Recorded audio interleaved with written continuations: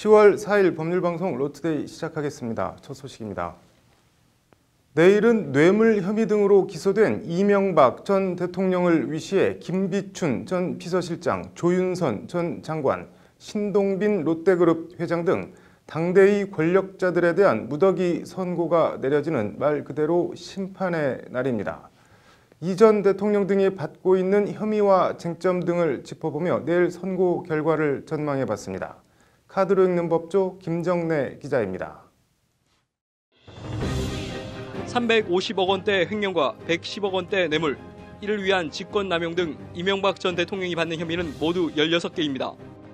다스 소송비 67억 원 삼성대납 뇌물 혐의 등 16개 혐의 가운데 7개가 다스와 연관돼 있습니다. MB의 운명을 가를 질문, 다스는 누구 겁니까? 다스는 MB 것이라는 게 검찰 공소 사실이고 다스는 형님 것이라는 게 이 전 대통령의 입장입니다. 그러나 재판 과정에서 MB 측근들은 줄줄이 다스는 MB 것이라고 입을 모아 증언했습니다. 등 돌린 MB의 측근들. 검찰은 전례를 찾기 어려운 최고 권력자의 부패 사건이라며 이 전 대통령에 대해 징역 20년에 벌금 150억 원과 추징금 111억 원을 구형했습니다. 전두환, 노태우, 박근혜 전 대통령에 이어 뇌물 혐의로 서울중앙지법 417호 대법정에서는 네 번째 전직 대통령. 재판부가 다스는 MB 것이라는 결론을 내릴 경우 중형 선고는 불가피해 보입니다. MB 선고 공판 같은 날, 같은 시간, 같은 법원 311호 중법정에선 김기춘 전 비서실장, 조윤선 전 문체부 장관 등에 대한 화이트 리스트 사건 1심 선고 공판이 열립니다. 정경련의 팔목을 비틀어 보수단체 수십 곳에 69억 원을 지원하게 한 직권남용, 강요 등 혐의입니다. 조윤선 전 장관은 국정원 특수활동비 4,500만 원을 수수한 뇌물 혐의가 추가됐습니다. 김 전 실장은 결심 공판에서 내 나이가 80이라며 관대하고 자비로운 판결을 내려달라고 재판부에 선처를 호소했습니다.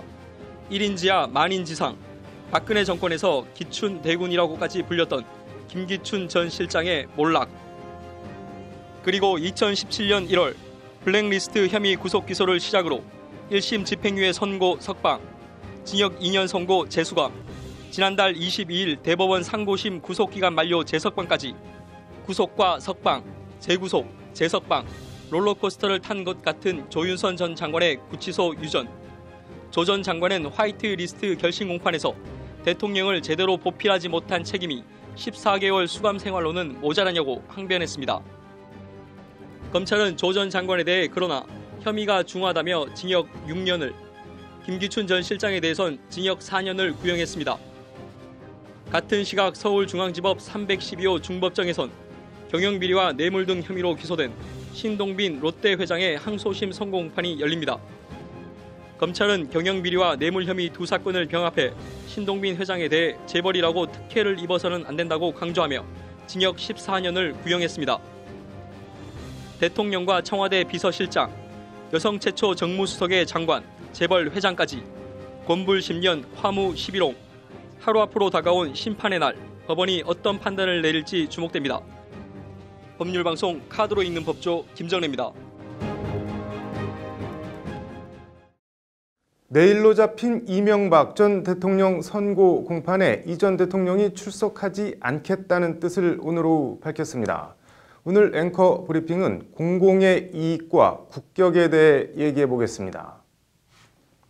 이 전 대통령 변호인 강훈 변호사가 오늘 오후 변호인들 협의를 거쳐 내일 선고 공판 불출석 사유서를 제출하기로 했다고 밝혔습니다. 오늘 오전 구치소에서 이 전 대통령을 접견한 뒤 이같이 결정했다는 겁니다. 불출석 사유론 크게 세 가지를 들었는데 모두 재판 생중계와 연관됩니다. 선고 시간이 2시간 이상 계속될 것으로 예상되는데 대통령의 현재 건강 상태로는 그 시간 내내 법정에 있기 어렵다. 유무죄에 따라 각각 불만을 품는 사람들의 과격 행동도 있을 수 있다. 대통령이 경호 문제도 염려될 뿐 아니라 그런 행동을 저지하는 등의 모습이 중계로 비치는 것도 바람직하지 않다는 것이 강훈 변호사의 말입니다. 강훈 변호사는 그러면서 법원은 대통령의 입정, 퇴정 모습까지 촬영하도록 허가했다. 전직 대통령의 이런 모습을 국민들이나 해외에 보여주는 것은 국격의 유지나 국민의 단합을 해치는 일이라고 강조했습니다. 앞서 재판부는 지난 2일 국민의 알 권리 등 공공의 이익을 들어 선거공판 생중계를 허가한 바 있습니다. 재판부가 공공의 이익을 이유로 재판 생중계를 결정한 걸 보면 MB에 대한 준엄한 질타와 중형 선고가 예상됩니다. 그런 상황이 전국에 생중계되는 상황을 어떻게든 피하고 싶은 이명박 피고인의 마음은 10분 이해합니다. 그렇더라도 불출석 사유로 국격과 국민의 단합을 얘기한 건 좀 그렇습니다. 대한민국 국격을 해친 게 전직 대통령으로 지닌 권력을 남용해 뇌물 등 온갖 범죄 혐의로 법정의 피고인으로 선 이명박 전 대통령 자신일까요? 그런 전직 대통령에 대한 사법부 심판을 지켜보는 일일까요? 견강부회 넉자가 생각납니다. 앵커 브리핑이었습니다.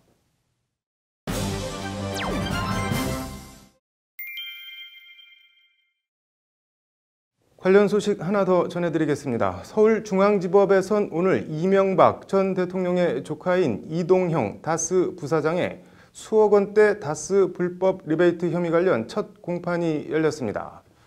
내일 이 전 대통령의 선고 공판을 앞두고 다스 관련한 질문을 하기 위해 취재진이 운집했지만 정작 이동형 부사장으로부터는 한마디도 들을 수 없었다고 하는데요. 어떻게 된 영문인지 법원을 다녀온 신세아 기자가 전해드립니다. 오늘 오후 서울중앙지법 정문현관 앞 2시로 잡혀있는 MB 조카 이동형 다스 부사장의 첫 공판을 앞두고 취재진이 운집해 있습니다. 그러나 이동형 부사장의 모습은 어떤 언론도 카메라에 담을 수 없었습니다. 이 부사장이 평소 쓰던 안경도 벗고 재판 시작 40분 전에 취재진을 피해 몰래 들어갔기 때문입니다. 일단 이동형 부사장이 받는 혐의는 배임수재 혐의입니다. 다스와 거래 관계를 잘 유지해달라는 청탁과 함께 고철업체 대표 김모 씨로부터 2008년 6월부터 2011년 1월까지 20여 차례에 걸쳐 6억 4천만 원을 받아챙긴 혐의입니다.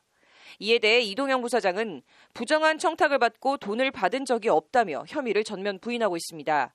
이와 관련 박범계 더불어민주당 의원은 올해 초 다스 내부자 녹취록을 공개하며 해당 6억 3천만 원이 이명박 전 대통령 등에게 전달됐다는 의혹을 제기했습니다. 2016년 3월 다스가 갑자기 거래업체를 바꾸자 김 씨가 돈을 돌려달라 했는데 이동형은 이상득, 이명박에게 줬다며 거절했다는 것이 박범계 의원의 폭로 내용입니다. 이동형 부사장과 고종사촌인 김 씨는 오늘 법정에서 고등학교 때부터 같이 산 적이 있어 도움을 주려고 돈을 줬다며 이 부사장의 돈을 전달한 자체는 인정했습니다.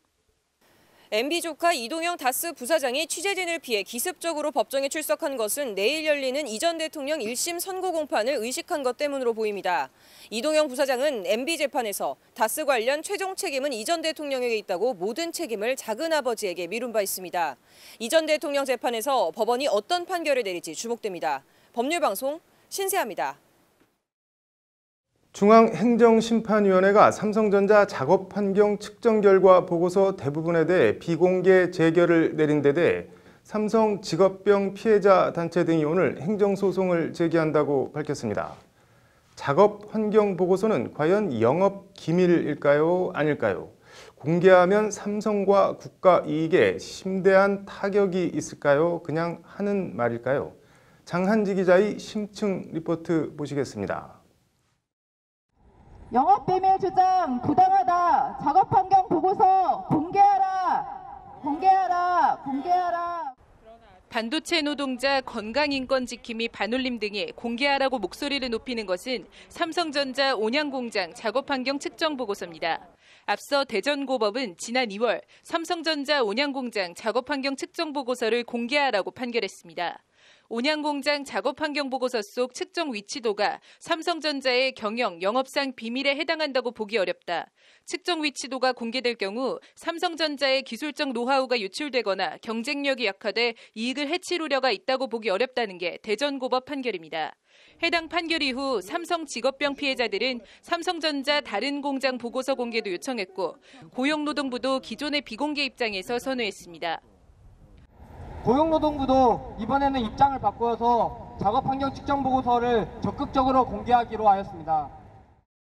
이에 삼성은 중앙행정심판위원회와 법원에 보고서 공개, 집행정지 및 정보 공개 취소 청구 소송을 냅니다.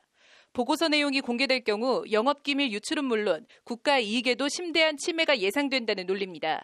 이와 관련 산업자원부는 지난 4월 삼성전자 작업환경 측정 보고서 일부 내용이 국가 핵심 기술에 포함된다는 결론을 내립니다. 이 산자부 결론을 근거로 중앙행심위는 지난 7월 대법원 확정 판결 전까지 보고서 공개, 보류를 최종 재결합니다. 이 정보를 공개하라는 법원의 판결이 있었고 그것을 집행하려고 고용노동부가 했었고 그것을 삼성이 막아섰고 중앙행심위에서 삼성의 손을 들어주는 이런 어이없는 상황이 지금의 상태입니다. 법원이 이미 영업기밀이 아니다고 판결한 걸 중앙행심위와 산자부가 야합해 삼성 편을 들어 보고서 공개를 막았다는 것이 반도체 피해자들의 성토입니다. 국가 핵심 기술이 무엇인지 그것이 어떤 의미가 있으며 어떻게 정보 공개와 연관이 되는지에 대해서 밝혀졌어야 합니다. 그러나 행정심판 과정에서 어떠한 자료 제출 요구, 증인신문, 감정인 조사 이루어지지 않았고 삼성 측은 법원이나 행심위 결정에 따를 뿐이라며 말을 아꼈습니다. 저희 법원이나 아니면은 정부 기관의 결정을 따를 뿐이죠.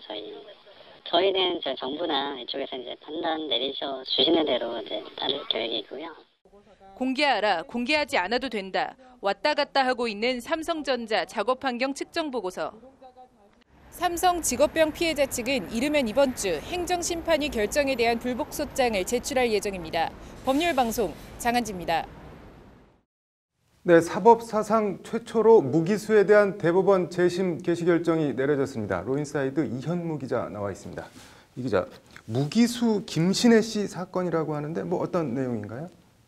네, 김신혜 씨는 23살이던 2000년 3월 자신을 성추행한 아버지에게 수면제가 든 술을 마시게 해 살해한 뒤 시 씨는 유기한 혐의로 기소돼 2001년 3월 대법원에서 무기징역 확정 판결을 받았습니다. 그래서 18년째 복역 중인 무기수입니다. 김신혜 씨는 당시 경찰에 이복 여동생으로부터 아버지에게 강간당했다는 말을 들었고 자신도 지속적으로 성추행을 당한 사실 때문에 아버지를 살해하게 됐다고 자백한 바 있습니다. 뭐 본인이 아버지를 죽였다고 자백을 했는데 어떻게 재심 결정이 난 건가요? 네, 경찰에서의 자백과 달리 이후 재판 과정에서 김신혜 씨는 자신의 무죄를 주장하게 됩니다. 수사 과정에서 아버지에게 성추행을 당했다는 것은 모두 거짓이다. 동생의 용의선상에 올라가게 되면서 대신 자백하게 됐다는 것이 김 씨의 주장입니다. 대법원의 재심 확정으로 김 씨의 재심 공판은 사건의 발생지이자 1심 재판이 열렸던 광주지법 해남지원에서 다시 열리게 됩니다. 관련해서 오늘 재심제도 개혁 토론회가 열렸다고 하는데 어떤 토론회인가요? 네, 한국형사정책연구원 등 주최로 서울 중구 정동 프란치스코 교육회관에서 재심 폭을 넓혀라라는 제목으로 재심제도 개혁 토론회가 열렸습니다.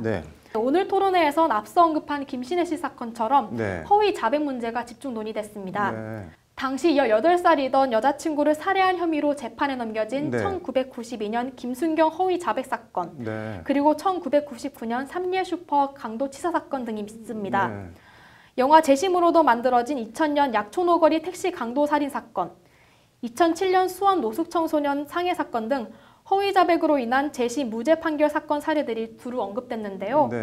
수사기관에서 사건의 심각성을 과장하거나 반대로 축소하면서 관대한 처벌 등을 약속하는 회유와 유도 질문, 협박 등을 통해 허위 자백을 받아내는 경우가 많다. 이러한 점을 잡아야 한다는 이런 지적들이 있었습니다. 뭐 신문을 안 할 수는 없고 그럼 뭐 어떻게 하자는 건가요? 네, 앞서 언급한 강압적인 신문이 계속되면 피의자들은 지금 이 상황만 피하고 보자는 자포자기의 마음으로 허위 자백을 하는 경우가 많습니다. 이를 터널 비전이라고 하는데요. 이런 터널 비전을 끌어내는 추궁형 신문, 그러니까 한마디로 조사하면 다 나와 불어. 이런 식의 강압적인 신문이 아니라 개방형 질문을 바탕으로 진술의 모순점을 파고들거나 관련 증거 제시를 통한 압박 등 이른바 정보 수집형 신문 기법을 써야 한다는 지적입니다. 더불어 피의자 권리에 대한 정확한 고지와 주요 사건의 경우 신문 과정 전체의 영상 녹화를 하는 방안도 함께 제시됐습니다. 요약하자면 조사의 목표를 자백이 아닌 정확한 정보 수집으로 바꿔야 한다. 이런 내용입니다. 뭐 재심제도 자체와 관련해서는 어떤 말들이 나왔나요? 네, 현재 우리나라 형사소송법에는 유죄 오판이 드러나더라도 증거의 명백성과 신규성을 이중으로 요구하고 있어 재심 청구의 벽이 높습니다. 네, 그래서 이를 둘 중 하나만 충족해도 재심이 이루어질 수 있도록 관련법이 바뀌어야 된다는 것이 토론 참가자들의 의견입니다. 네, 이와 함께 자백조서의 진술 신빙성에 대한 엄격한 심사와 재심 청구를 원할 경우 국선 변호인 조력권을 보장하는 등 오판 구제와 방지를 위한 여러 개선책들이 제시됐습니다. 네, 아무튼 뭐 죽이지도 않았는데 죽였다고 옥살이를 시키면 얼마나 억울할지 뭐 짐작도 할 수가 없는데 관련 제도가 잘 정비됐으면 좋겠네요. 오늘 잘 들었습니다. 네, 이어서 법조계 소식 전해드리겠습니다. 오늘 백혜련 더불어민주당 의원이 법무부로부터 받은 자료에 따르면 최근 5년간 징계를 받은 검사 10명 중 2명은 해임, 면직, 정직 등 중징계를 받은 것으로 나타났습니다. 대한변협이 지난 7월 11일부터 8월 3일까지 945명의 사내 변호사들을 대상으로 처우 개선 설문조사를 실시한 결과 계약직 사내 변호사의 48.7%가 건강검진, 성과급 등에서 정규직보다 차별을 받고 있다고 답했습니다. 법무부는 오늘 지난 9월 4일부터 오는 11월 6일까지 본부에 비해 교육기회가 적은 소속기관 직원들을 중심으로 찾아가는 맞춤형 청렴교육을 실시하고 있다고 밝혔습니다.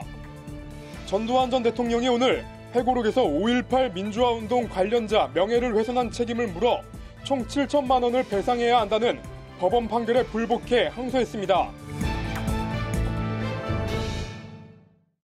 10월 4일 로투데이 마치겠습니다. 시청해주셔서 감사합니다.